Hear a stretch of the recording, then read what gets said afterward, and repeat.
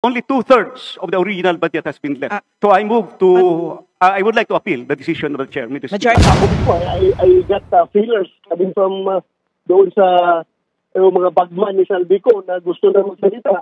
Kung Pulong Duterte maghihigante at lalabanan ang mga kidnapper sa kanyang ama na si former President Rodrigo Roa Duterte na andon nga ho ngayon sa Dahig, Netherlands.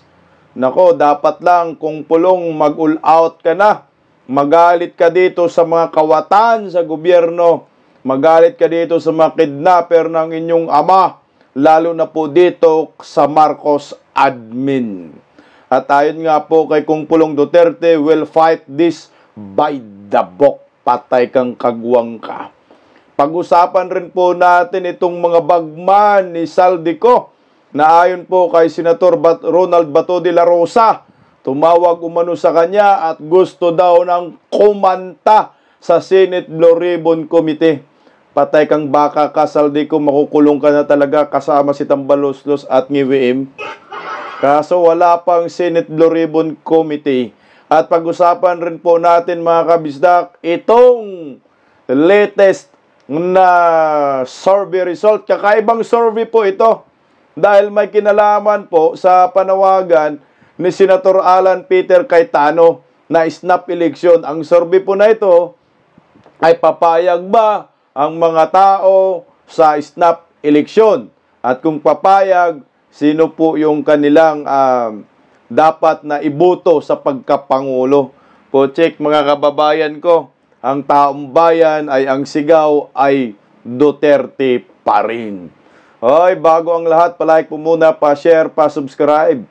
Siyempre, pakipindot po ang inyong notification bell upang lagi po tayong updated sa ating mga video. Araw-araw po tayo nag-a-upload ng video at nag-a-update sa mga kaganapan sa ating bansa. Lalo na po ngayon, ako, matindi po yung naranasan na lindol ng Cebu at Davao. Maayong buntag sa inyo diha. Keep safe po, amping-amping lang.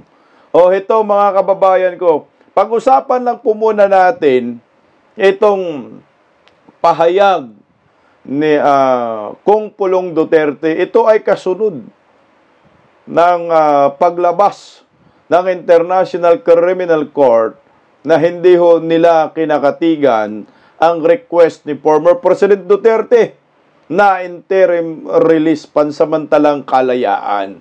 Agad po naglabas ng sama ng loob ang naturang kongresista. Kahit naman po sino, tayo nga masama ang loob natin sa nangyayari kahit tayo ay mga supporters lamang. Paano pa kaya ang mga anak niya? Kailangan po talagang gumawa ho sila ng paraan Paano mapauwi ang kanilang ama? Siguro tayong mga Pilipino, hindi na rin po tayo nagkulang sa kakasuporta except yung mga bubonistang, tanganistang, loyalista ni Ngagba, mga pinklawan, sila yung natuwa sa nangyayari. Pero naniniwala po ako na mayroong there will be a day of reckoning, sinasabi ni former President Duterte. Basahin lang po natin yung statement ni Kung Pulong. Grabe po ito mga kabistak. Sa kanyang official na statement kagahapon, maramdaman mo talaga ang galit ni Kung Pulong. Kahit sino ako nga galit lalo na kayo. 'Di ba? Lalo na si Kung Pulong. Pero kung ito man lang ang kapalaran ni former President Duterte para magising tayong mga Pilipino na kung ano ang nangyayari sa ating bayan, siguro tanggap din po natin ito. Pero mas the best talaga, itong sakripisyo ni Tatay Digong para sa atin ay magbunga naman at huwag naman tayong tatanga-tanga gaya ng mga bubunistang, tanganistang, loyalista ni Ngagba. Basahin po natin itong statement ni Kung Pulong Duterte. Ito po ang kanyang statement. This decision is a gross and disgraceful miscarriage of justice. It is not law. It is a political theater. Talaga naman, pamumulitika lang naman talaga to kasi kung batas ang pinag-uusapan, dapat laya automatic si former President Duterte. Ang reason is yung humanitarian reason. My father, an 80-year-old man who is no longer in power, has been in fact a subject of political persecution in his own country. Since he stepped down, he is definitely not a flight risk. He does not need it. He is much loved in his own country, that he would have wanted nothing more but to stay there for as long as his Creator permit him. Ito matindi. To all kidnappers of my father, I will make sure that you will pay for this crime that you have committed. To the CIA who connived in this criminal act, my father's kidnapping will not silence him. As a matter of fact, you might just have helped in making him a martyr. The anger of his people on his beastless imprisonment might just worsen, just as their love for him will grow bigger. Will appeal, will fight this by the book, and by the grace of the Almighty, my father will go home to his beloved Philippines. To the Filipino people, maraming salamat sa suportang walang sawang dumating. Gusto ko yung word na ginamit ni Kung Pulong. Lahat ng mga kidnapper magbabayad kayo. Aapila kami at lalaban kami. Yun. Pag tiningnan mo mga kabisdak, talagang napupuno na itong si Kung Pulong Duterte. Kahit naman sino sa nangyayari sa kanilang ama. Kung titingnan mo, kung susumahin mo talaga, yung umpisa natin sa pinakadulo ba, wala kang makikitang kasalanan ng mga Duterte sa mga Marcoses. Kasi tama si Kung Pulong, ito ay political theater ito. Talagang may kinalaman sa politika. Pero bakit si former President Duterte ang ginagago ni Bongbong Marcos, samantala ang nagpapanalo kay Bongbong Marcos ay si Vice President Inday Sara, at nabigyan na nga ho ng magandang libing yung kanilang amang minulto siyang animal talaga naman. Anong sense? Kasi nga gusto nila ayaw nang bumaba sa pwesto, at gusto nila walang babatiko sa kanila, walang mag-criticize at walang pupuna, dahil ayaw maulit nila yung nangyayari sa kanilang ama na si Bongbong Marcos, si Ferdinand Marcos Sr., na nasipa na people power. Pero yung sinabi ni Kung Pulong na lalong mas magalit. Mas magalit ang taong bayan dito sa ginawa ni Bongbong Marcos. Magagalit talaga, tayo nga galit na At lalong maulit muli yung history ng pagpapatalsik ng isang Marcos. Na kahit kumapit si Bongbong Marcos ngayon sa mga komunista, mga kakaliwang grupo, mga pinklawan, ilan lang naman mga yan? Mas marami pa rin ang mga Pilipinong neutral na nagmamahal sa bayan. Ito harap-harapan na ginagago si former President Duterte. So dapat lang ang taong bayan magalit. Naayon nga po kay Senator Robin Padilla. Sabi ni Senator Idol Robin Padilla dito, si former President Duterte ang pinakaunang Bangsamoro President of the Republic of the Philippines. Na panigurado ako, magagalit talaga itong taga-BARM. Bakit siya pinakauna first Bangsamoro President? Kasi nga, kay Tatay Digong, na isabatas yung Bangsamoro Basic Law. BBL, di ba? Kay Tatay Digong pinirma ni Tatay Digs. Kaya, pag tiningnan mo, ang mga kapatid nating mga Muslim, meron talagang utang na loob sa mga Duterte. Pero, para sa ating kaliwanagan, no, ako hindi man ako abogado, hindi ako nalungkot na si Tatay Digong ay hindi nakaabil ng interim release. Talagang mas okay pa ito dahil para makita natin kung hanggat saan ang pasensya ng taong bayan.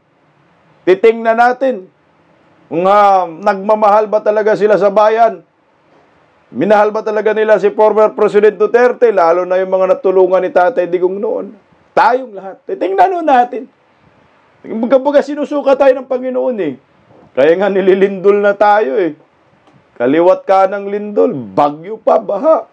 Ginigising tayo. Tingnan nyo. Yung nagmamahal sa inyo, ginagago ninyo.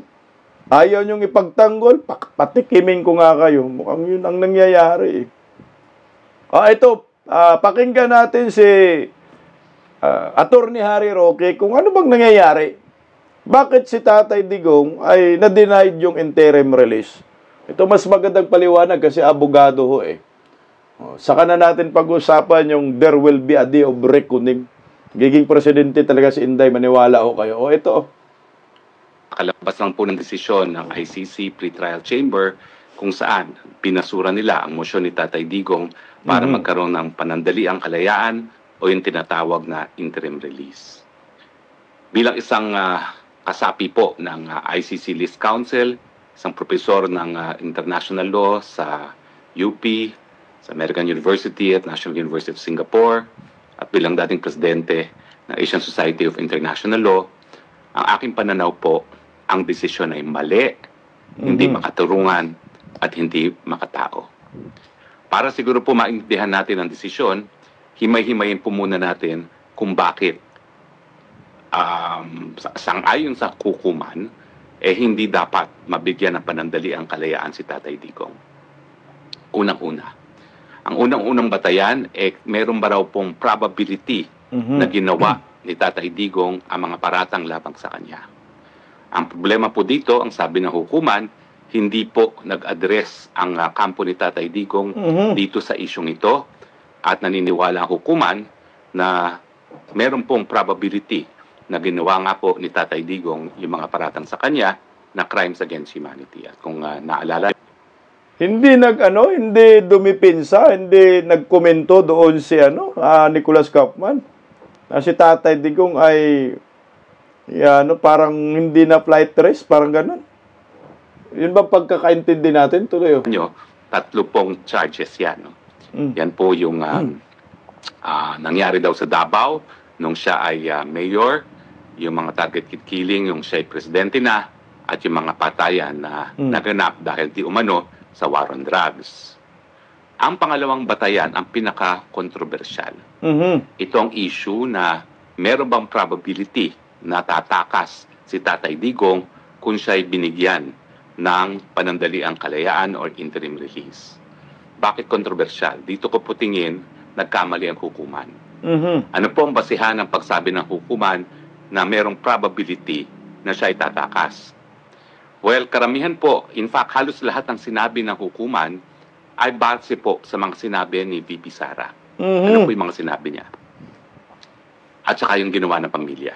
Well, nung inaresto raw si Tatay Digong, violent raw na nag-release ang kanyang mga kaanak. Siguro ito yung nakita nilang paninigaw ni Hanilet doon sa Villamor.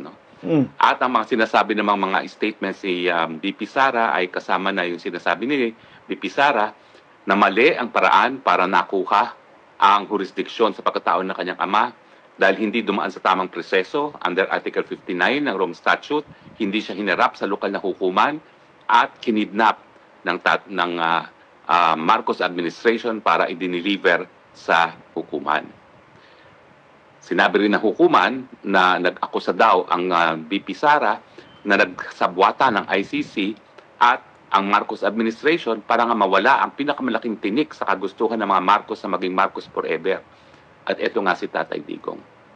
At binanggit pa na nung minsan, sa labas po ng hukuman, nagsalita si BP Sara na siguro dapat itakas na lang natin si Tatay Digong sa kulungan.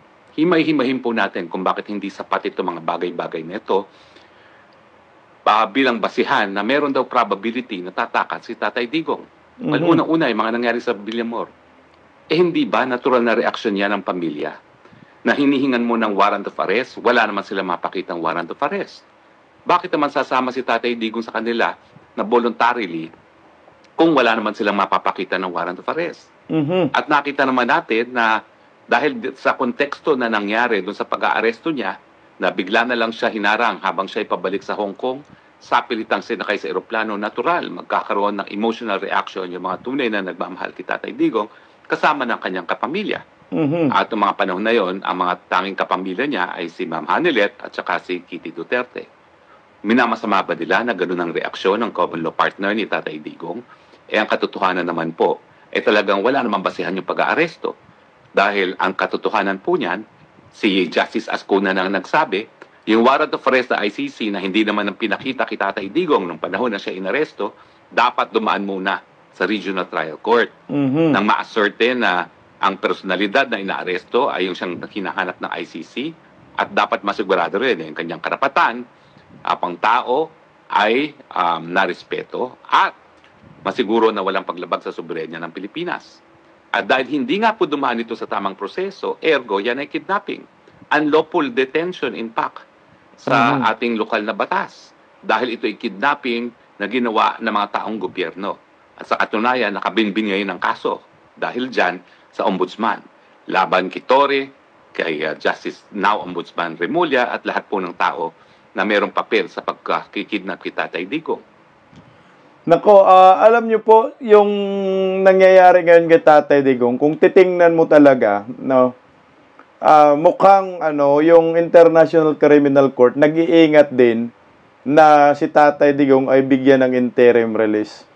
Kasi nga, pag binigyan ng interim release, so ibig sabihin, pupwedeng nasa isip nila, baka sabihin ng ibang bansa na miyembro ng International Criminal Court na totoo yung sinabi ni Vice President Inday Sara na talagang may connivance ang Marcos admin at sila para ikidnap si Tatay Digong at hindi dumaan sa tamang proseso.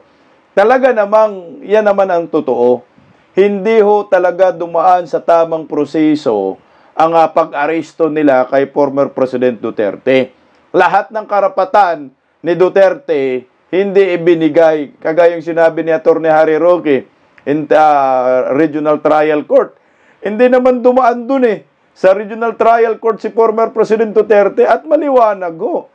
Kung titingnan natin yung sitwasyon, nandun kami sa Villamor Airbase that time Kung titingnan ho natin, talagang may connivance Kasi after na mailipad si Tatay Digong, nagpa-press con si Bongbong Marcos na si Duterte nilipad na papuntang Dahig Tapos inamin po mismo ni John Vic Remulla na it's a done deal. So anong ibig sabihin nun?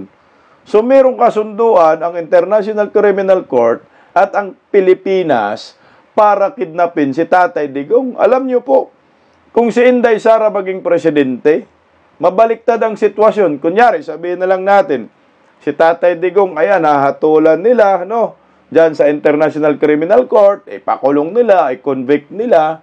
Kahit sabihin na lang natin, Pero kung ano man ang mangyayari kay Tatay Digong, o kung mamamatay man si Tatay Digong, pero pag naging presidente si Inday Sara, mabaliktad ang sitwasyon. Alam niyo po sinong makukulong at sinong maparusahan? Yan, International Criminal Court, pati si Bongbong Marcos, lahat ng kasabwat, kasama si Buying dyan, na ombudsman na ngayon. Pag gano'n ang presidente, bago na. Kasi, putangin na, wala na yan. Ngayon lang medyo may kapangyarihan sila. Kaya yun po yung nila ngayon, yung parang iniisip na paano natin mawasak ang mga Duterte. Dahil, pagdating talaga ng panahon, malakas ang Duterte talaga. Tuloy natin konti si Atty. Harry Roque, konti lang. So, wag dapat minasama ng hukuman ang isang bagay na illegal na nangyari sa Pilipinas. Correct. Kidnapping or unlawful detention po talaga nangyari kay Tatay Digong dahil hindi siya dumaan sa tamang proseso sang-ayon sa Article 59 ng Rome Statute. Hindi siya dumaan sa Regional Trial Court. At sa katunayan, yung pinababayaran nga po ni E.S. Medaldea ang kanyang medical bills dito sa hukuman, ang sabi pa ng ICC, hindi namin nababayaran yan dahil hindi naman kami ang nagpadala o kumuha ng pagkatao ni Tatay Digong at ni E.S. Medaldea galing Pilipinas. Yan ay voluntaryong ginawa ng Pilipinas. So malinaw po na talagang hindi nasunog ang proseso at tama na tawaging kidnapping ang nangyari kay Tatay Digong. Dahil kung talagang yan po ay ginawa sa ngalan ng ICC, hindi naman po sasagot ng ganun ang ICC nung bayaran na ng gastusin para sa paggagamot kay E.S. Medaldea. No? Meron palang ganung issue, no? Ayaw magbayad ng ICC, putang ina, sindikato talaga. Dahil hindi daw sila ang kumuha kay former President Duterte, kay E.S. Pilipinas daw, nagboluntaryo o kininam talaga naman ang paninindikato mo, Bongbong Marcos. Talagang uhusgahan ka talaga, paniwala ka, kaya tama yung sinasabi ni Kung Pulong, magbabayad kayong mga kidnapper kayo, yari na. Tuloy. At bukod pa dyan, sabi nila, nagsalita raw nung minsan si Inday Sara na dapat siguro itakas na lang natin si Tatay Digong sa kulungan. Alam niyo po, yan ay salitang politiko. That is farthest from the truth. Tatapatin ko po kayo. Ang punot dulo ngayon na hindi namin pagkakasunduan ni Inday Sara Duterte ay dahil siya ay napaka-by the book. Ayaw niyang lumabas doon sa nakasaad sa Rome Statute. Libro. Kung ano yung nasa Rome Statute, yun ang susundin niya. Kaya nga, ayaw mo lang niya i-considera ang iba pang mga legal na remedyo bukod pa sa Rome Statute dahil nakaharap nga tayo sa ICC. Nako, napakadami na po namin mga usapin tungkol dyan. Napakainit na usapin. Pero ako na po magpapatunay na kung gusto talagang ni Inday Sara na itakas si Tatay Digong, dati pa siguro niya ginawa yan. Ang katunayan, napaka-Girl Scout ni Inday Sara Duterte. Ayaw niyang lumabas sa letra ng Rome Statute at kaya nga hinayaan niya na bagamat hindi makaturungan ang pagkakuha sa jurisdiksyon ng pagkatao ni Tatay Digong sa pamamagitan ng kidnapping, hinarap ng buong pamilya ang proseso sa ICC. Yan ba ang gawain ng isang tao na nais tumakas? Kakilala ko rin po si Tatay Digong, naging amo ko. Anong sinasabi niya sa akin? Pagdating dun sa mga usapin ng kuku, sabi niya, kung gagawin ng militar yan, hayaan mo sila mamuno. Pero wala akong pakialam dyan, wala dapat pakialaman si Inday Sara Duterte dahil kami ay parehong abogado. Kinakailangan lahat ng gawain namin sang-ayon sa saligang batas. So ganyan din po ang pananaw ni Tatay Digong kung gusto niyang tumakas. Matagal na siyang tumakas. Pero dahil siya ay abogado, hinaharap niya fair and square ang proseso. Kaya sa tingin ko po, hindi makatarungan na ang basehan na gagamitan nila ay ang sentimiento ng isang anak na natural. Nagagalit sa proseso na ginamit para makuha ang pagkatao ng kanyang ama at natural. May halong galit sa kanyang mga salita na binibitawan. Correct. Now, in any case, yung issue po ng tama ba kung may jurisdiction ng hukuman. Stop muna tayo, Atty. Harry Roque. Yung sinabi ni Inday Sara, pabiro lang naman yun. No? Nagitatakas na lang natin din si Tatay Digong. Diba, alam ko, pabiro na lang yun yung rally doon sa Dahik. Hindi naman yung seryoso. Putsa, ang problema rin kasi, itong taga-ibang bansa, mga ibang lahi, mukhang sensitive sila sa mga ganyan. Baka nagamit pa tuloy yun para maging dahilan na hindi mabigyan ng interim release si former President Duterte. Pero, putsa, yan ay normal na reaksyon ng isang anak ginawa sa kanyang ama. Pero magbabayad rin kayo, International Criminal Court. Tuloy natin. Sinabi ng hukuman, yan daw ay defiance sa hukuman. Dahil hindi nila kinikilala ang hukuman. Tama lang po yun. Dahil isa sa basehan na pinapadismiss ni Tatay Digong ang kaso niya ay dahil wala nga jurisdiction ng hukuman. Correct. Yan po ay isang purely legal issue at sa katunayan, 7 buwan na hindi ko maintindihan bakit hindi pa maresolba ang purely legal issue on jurisdiction. Simple lang po yan. Sang-ayon ba sa Rome Statute? Meron ba o walang jurisdiction ang ICC? At hindi dapat pulaan ang pamilya at si Tatay Digong mismo kung sasabihin nila na walang jurisdiction ng hukuman dahil yan naman po isang legal na depensa sa ICC. Hindi po yan defiance gaya ng paulit-ulit na sinasabi ng prosecution na mukha namang sinang-ayunan ng ICC mismo.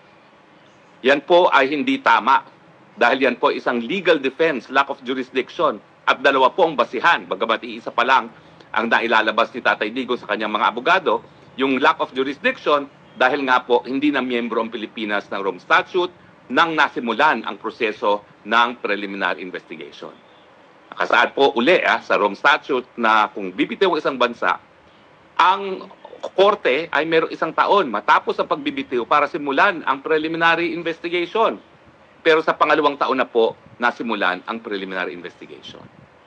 So sa kontekstong ito, hindi dapat minasama ng hukuman yung pag-question ng jurisdiction ng sa jurisdiction ng ICC at hindi dapat na pati ang mga sinasabing pabiro ay gagawing katotohanan.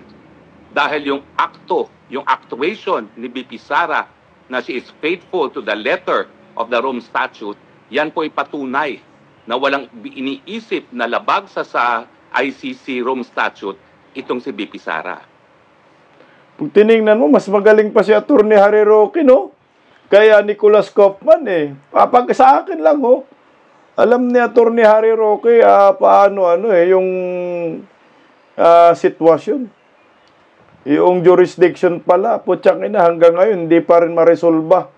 7 buwan na si Tatay Digong dyan sa Netherlands. Ano bang ginawa ni Kaufman? Baka nagpapahaba ng panahon para maraming kita. Animal talaga naman, Akala ko ba merong isang Pinoy na makukukunin si Vice President Inday Sara na abogado para magdepensa kay Tatay Digong? Kung meron man siguro, panahon na natin baka pwede.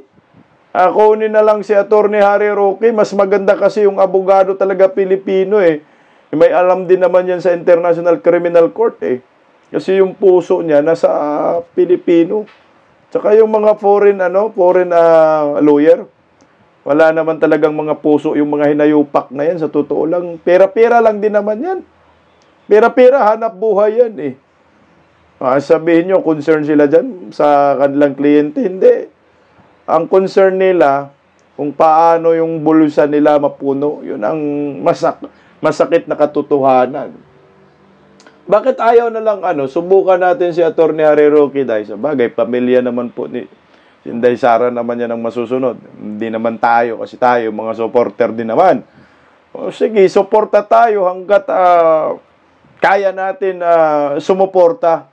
Pero sana man lang magkaroon ng magandang resulta sa laban ng mga Pilipino para kay former President Rodrigo Roa Duterte.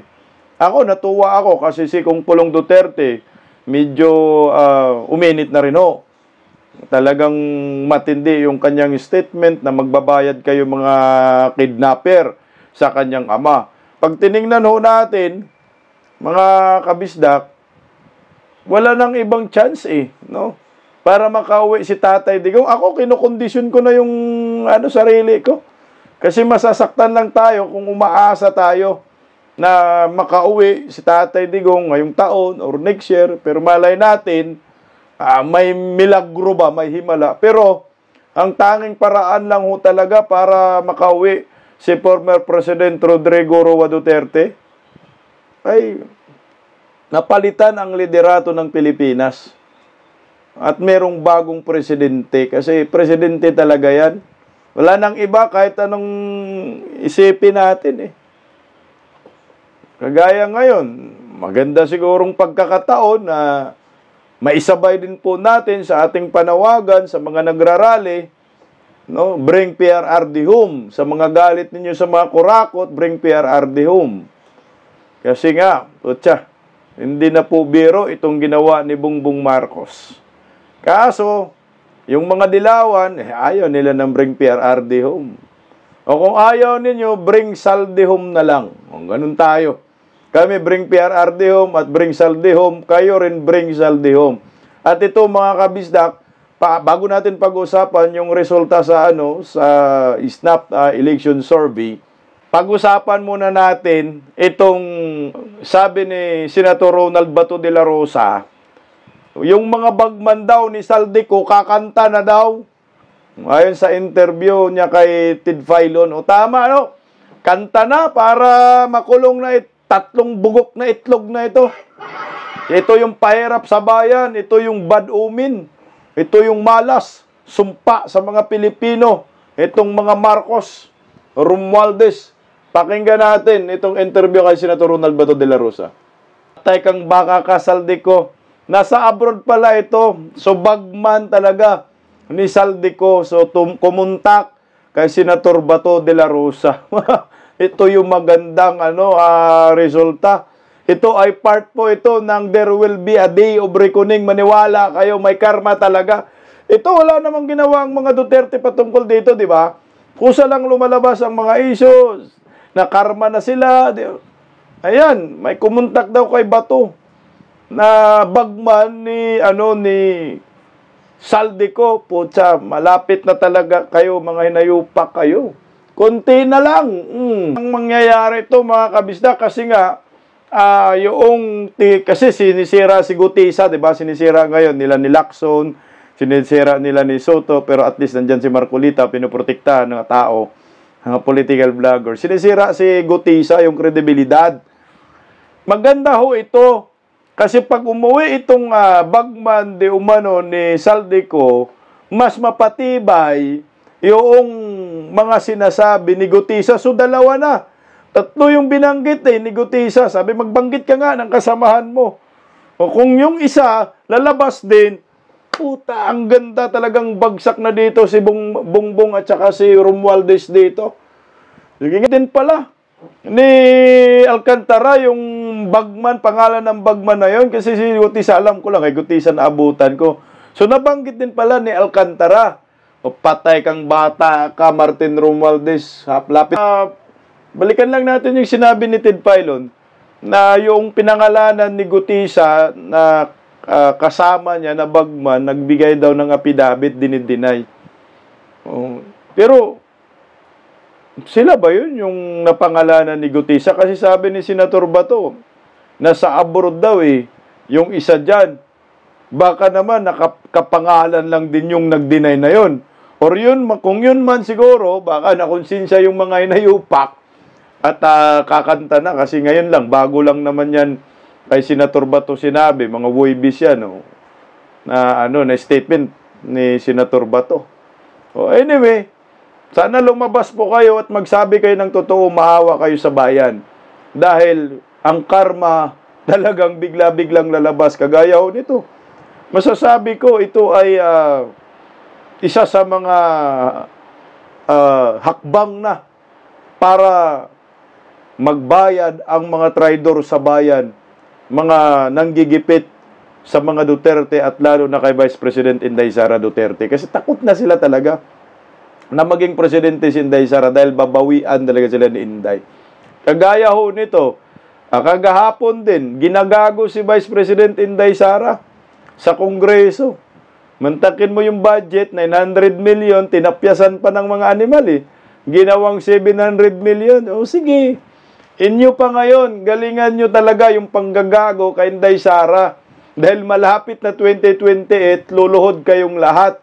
Mga 2 taon na lang naman yan Pakinggan natin muna, buti na lang, merong kong ungab na maasahan talagang pabor kay Vice President Inday Sara. So, Madam Speaker, Madam Sponsor, I respectfully but firmly propose the reduction of the budget of the Office of the President, Vice President, from 889. Office of the President, narinig nyo? Laila Di Saba, nadulas, no? Putang ina, maging presidente talaga si Vice President Inday Sara. Nasa bibig nyo na. nanggagaling, hindi nanggaling sa amin. Alam nyo talaga maging presidente, wala talagang panama. Kaya, tudo paninira kayo kay Inday Sara, huwag kayong mag-alala, Laila Di Saba. Sure na maging presidente si Inday Sara at magtago kayo at Himas Rias muli kayo, ha? Binabaan talaga nilang budget ni Inday, oh. 0.24 million to its 2025 level Tawa siya of dyan. 733.2 million. I so move. Maraming salamat po. Madam Speaker, the committee accepts the proposed amendment subject to the following.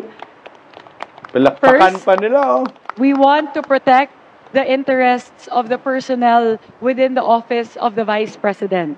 So given that the current proposal of the Office of the Vice President reflects the salary increases of the said personnel in compliance with the salary standardization law, we will ensure that the personnel services will reflect that for the benefit of the employees of the Office of the Vice President. And second, we will also ensure that the final budget of the Office of the Vice President will be sufficient for the office to be able to perform its mandate.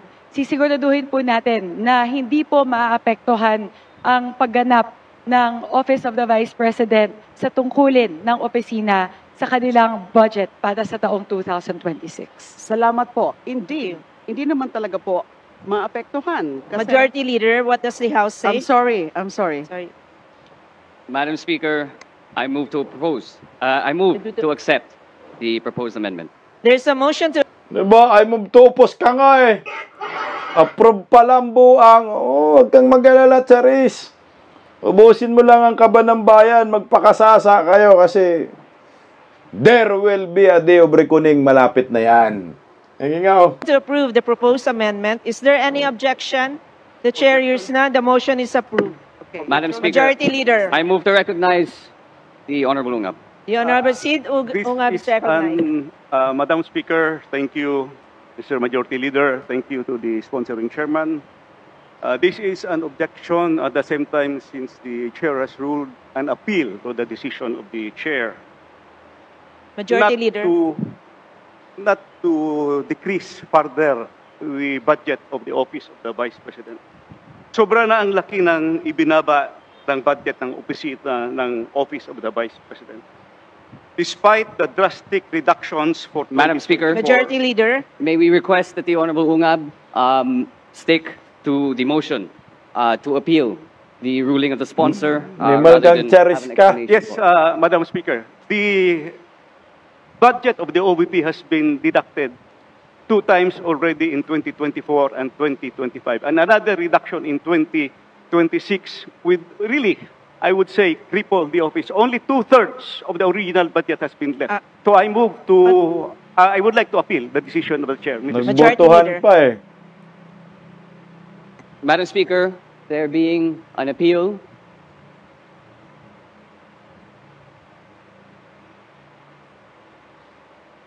Tang inumin mo, Charis. Madam Speaker, there is an appeal to the ruling of the chair to reject the proposed amendment. I now move to divide the House. For the information of the body, an aye vote sustains the appeal and the nay vote defeats it. The majority kindly solicits a nay vote. All those in favor to the appeal say aye. Aye. All those against say nay. Nay. The nays have it. The appeal is lost. Majority Leader. Apat lang yata yung pumabor sa apila ni kung Ungab na wag bawasan ang pondo ni Vice President Inday Sara. Anyway, Charis, kayo nagtagumpay dyan. Wala naman rin problema yan eh. O sige, kahit wag na po ninyong bigyan ng budget para lalong magalit ang taong bayan. Alam niyo po ba yung ginawa ninyo, Laila de Lima, dyan sa Kongreso? Lalong nakahanap si Vice President Inday Sara dyan ng simpatiya. O sa akin, lalong nag-aalab at pinupolitika ng todo. Ikaw, Charis, putyang ina. Darating ang panahon, luluhod kayo sa lupa at magmakaawa kayo sa mga Duterte. Tandaan po ninyo, yung inyong kapangyarihan ngayon, 100% po yan. Hiram yan sa mga Duterte dahil nagpaubaya si Inday Sara. Kung tutuusin niya, magagalit kami kay Inday, di ba? Kasi, Day, bakit hindi ka naging presidente? Kasi, sa'yo na yung pagkapangulo, Day. Pero hindi sakim kasi ang mga Duterte. Pinagbigyan kayo mga Marcoses, pero ngayon, sa Bisaya, Padilla, Ragyudway, Abod, darating ang panahon na mananagot kayo, magmakaawa kayo sa mga Duterte. Kailan? Sa 2028, malapit na yan. Gaya ngayon, di ba ho, nanawagan si Senador Alan Peter Cayetano ng snap election. Nagsorbi yung tangere. O yan, bayad sorbi pa to ha. Bayad pa ng mga bubunistang, tanganistang mga pinklawan. Pero wala, lumalabas talaga ang pulso ng bayan kung totoong survey ito. 70% po ng mga Pilipino ayon sa kanilang survey ay sang-ayon sa snap election. At nagkandak din po sila kung sino ang iboboto. O ayan, ang lumabas, bayad sa... O ayan, kahit anong bayad ninyo sa mga survey firm, lalabas talaga. 43%. 70%, majority ng mga tinatanong ay gusto sa snap election. Pota, pag mag-snap election ngayong araw, ang maging presidente si Inday Sara, 43%, ang layo ni Leni Robredo na 23%. At magiging vice-presidente naman si Kuya Bongo Sabong. So, si Bam Aquino, 20%, si Kuya Bongo, 30%. Yun naman yung list of senador sa baba, ang top 5 na gusto ng taong bayan ayon sa survey na maging senador. Ito, tingnan natin Oh. Dito pa lang makikita mo, puta ka na, wala na kayong panama. Si Yorme Isko Moreno, Vico Soto, Mayor Basti Duterte, Crispo, Paulo Duterte, tingnan mo yung survey. Talagang sa Senado, 2 Duterte, Presidente Duterte, Vice President Bongo. Actually, pwede na talaga tumakbong senador itong si Baste at saka si Kung Polong sa 2028 sabay kay Inday Sara. Yung Davao, ibigay na lang kay Omar Duterte. Ano naman para malakas ang puwersa ng mga Duterte sa Senado para pagdating ng ipakulong si Bongbong Marcos, si Romualdez, pati si Palaka, kulong agad. Dito ka na kung pulong makakaganti sa totoo lang. Sa ngayon, talagang pag ang pinag-uusapan, lalaban ng mga Duterte, alanganin, no? Alanganin sa ngayon. Kasi nga, ginigipit nga si Inday sa budget. Mantakin mo yung budget ni Inday, 900 million nga lang yan 900 million yan, wala pang nakalingkingan ng flood control. Na ninanakaw nila, ginawang 700 million. Mas malaki pa yung pambayad ng trolls ng PCO. Magkano hiningi ng PCO? I think 1.2 billion pesos. Para lang daw yan sa mga trolls. Yung pinaka-budget nila, 900 million. So, a total of 2.1 billion pesos next budget ng PCO. Samantalang kay Inday Sara, 700 million lang. Namimigay pa ng ayuda sa mga nasalanta ng bagyo. Nasalanta ng lindol.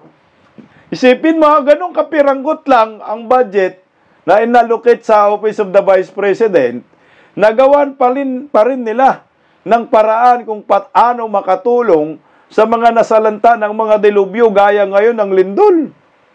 Tapos, babawasan ng mga hinayupak. Laila de Lima, wala kang naitulong na sa mga nasalanta ng lindol. Meron ba kayong ibinigay na tulong? Wala.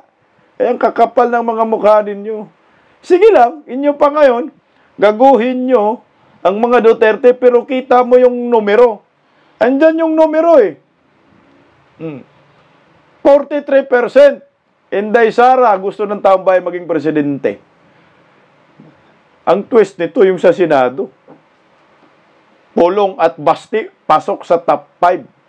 Ako sa akin Alam ko ang mga Pilipino, hindi naman yan animal, bulag. Hindi naman lahat bulag, pero marami talagang tanga. Hindi, bulag. Alam na mga Pilipino anong pinanggagawa ng gobyernong Marcos. Kayo alam ninyo yan. Huwag na nating tangahin ang sarili natin. Kaso nga lang, nagbulag-bulagan at nagtanga-tangahan. No? Kasi nga, BBM pa rin. Pero, kung ang taong bayan, ang lahat ng majority magsalita, daming tahimik lang eh. Solid Duterte talaga. Mas maraming tahimik. Yung mga maiingay nga lang dyan, yun yung mga galit sa mga Duterte para sabihin, galit daw ang mga Pilipino sa mga Duterte, pero hindi nga eh. Ang mga Pilipino, lalo na ngayon, nakaranas tayo ng mga dilubyo, hindi mo rin makitaan si Bongbong Marcos na nagsalitaan ni Malo. No? Every time may dilubyo, nasan si Bongbong? Wala. Kita mo yung leadership? Weak. Lindol sa Cebu, nasan si Bongbong? Napilitan pang buang? Wala. Sa Davao, nasan si Bongbong? Nagtatago. Tulog pa yata. Diba ngayon, nakaranas na gano'n. Kaya ang pag-asa na lang talaga natin dito, mapalitan ng presidente. Kasi kung ganito ang mukha ng gobyerno, pamahalaan, bagsak na nga ho yung ekonomiya, tinatakpan pa nila. No? Nagsisinungaling pa sila, hindi naman bagsak ang ekonomiya, putang ina. Yung statement nga lang ng South Korea na hindi papautangin ang Pilipinas, domino effect yun, magdo-domino effect yun. Lahat ng mga ibang bansa, hindi na magtitiwala sa Pilipinas. South Korea nga, putang ina, tinanggihan kayo, binidro yung papautang sana sa Pilipinas. Anong reason? Dahil sa corruption. Kaninong kagagawan? Bongbong Marcos. Kaya ako naniniwala ako na darating ang time, pagbayaran talaga ni Bongbong Marcos, Martin Romualdez, Saldico, Aranita, ang kanilang kasalanan sa bansang ito. Lahat, pati yung mga kasabwat na nangingidnap kay Tatay Digong, puta, nandyan yung numero, nandyan yung survey. Kung ngayon mangyayari ang snap election, palitan na si Bongbong Marcos. Si Inday Sara na maging Pangulo ng Pilipinas, linis lahat. Ang sakit ng dibdib, mawawala. Ang cost ng division, mawawala na yan. May manggugulo, komunista lang yan. O, pulpugin mo na lang day mga komunista day pag ikaw naging presidente day. Kaya nga ito yung ginagawa ho nila, siraan ng siraan si Inday Sara. Gustong kasuhan, gustong ipa-convict, gustong i-impeach si Vice President Inday Sara dahil nga malakas ang ang babaeng ito sa 2028 siguradong sure panalo. Ngayon ang totoo yan. Kaya si Buying pinipwesto ni Bongbong Marcos dahil pag si Inday Sara maging presidente, ayan, ligtas ang nakangiwi ang panga. Yun ang nakikita natin dyan Wala namang iba, animal Kahit anong pilit ninyong pabagsakin si Inday Sara, ang mga Duterte, ang mga Pilipino, putang ina, ang simpatiya nasa mga Duterte, maniwala man kayo sa akin sa hindi. Ang mga galit sa mga Duterte, mga kriminal, mga bubonista, mga trolls, nandyan, mga bayaran, nasa comment section. Yan lang naman. Pero pag matino kang Pilipino, putang ina, Duterte ka talaga. Bakit ka galit sa mga Duterte na binubuljak yung mga drug addict, mga durugista? Hindi ka magpasalamat ka dahil yung kapitbahay mong si Raulo, nabaon na sa lupa ay. Kamay na bakal. Ito mga kabisdak, numero. Kaya, yung sinasabi ni Tatay Digong, there will be a day of reckoning, mark his word. Mangyayari't mangyayari yan. Oo, ngayon sa kanila. Pero, ang gulong, ang palad, ang buhay, parang gulong din yan, umiikot. Malay natin, matisod si BBM bukas. Matisod ba? Makalimutan huminga. Matisod lang Malay natin, di ba? Kasi sabi man sa batas, kung anong mangyayari sa presidente, kunyari, ang presidente mamatay, atakihin. Sino yung next president? Puta. Alangan naman si Martin. Alangan naman si Lisa. Hindi yung vice president, si Inday Sara Duterte. Kaya wag po tayong manghinaan ng loob, mga didis. Laban lang. Nagsakripisyo na si Tatay Digong. Samahan natin hanggang dulo ang mga Duterte. Lalo na si Kong Pulong, na puno na at galit na ayon sa kanya, magbabayad ang mga kidnapper sa kanyang ama. Mabuhay po tayong mga Pilipino. Laban lang para sa bayan. Bisdak Pilipinas. God first. Paggising sa umaga, tanghali at gabi, nakikita ko ang post niya, ang hapdi. Paano nga ba to? Di ako makatanggi. Watch ko na lang at isipin ng mabuti. Bisdak Pilipinas. Bisdak, tinig ng katotohanan. Sa bawat vlog may laban sa kasinungalingan. Mulat ang mata, gising ang masa. Bisdak Pilipinas, para sa bayan, gumigising sa diwa.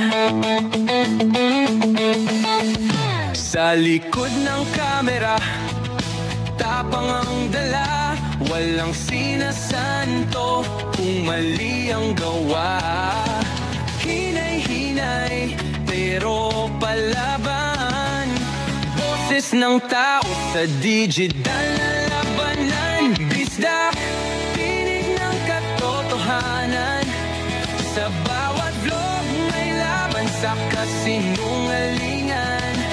Mulat ang mata, gising ang masa. Bisdak Pilipinas, para sa bayan, gumigising sa diwa.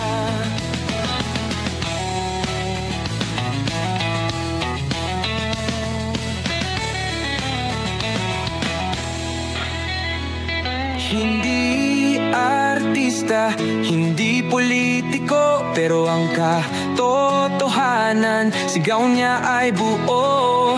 Sa YouTube o Facebook man siya makita, may aral ka pa rin, may uwi sa bawat salita. Bisdak, gising sa katotohanan, di lang kwento, kundi panawagan. Sa bawat Pilipinong naghahanap ng liwanag. Bisdak Pilipinas, kasama sa pagbangon ng bayan. Bisdak Pilipinas, boses ng masa, gising ang diwa. Sa vlog mo, may pag-asa.